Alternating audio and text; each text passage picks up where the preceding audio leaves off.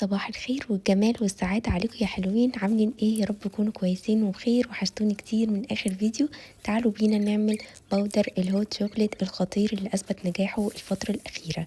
جبت نص كوباية من الكاكاو الخام وعليها نص كوباية من الحليب البودر. لو مش هتعملوه بلبن خلوا الحليب البودر كوباية.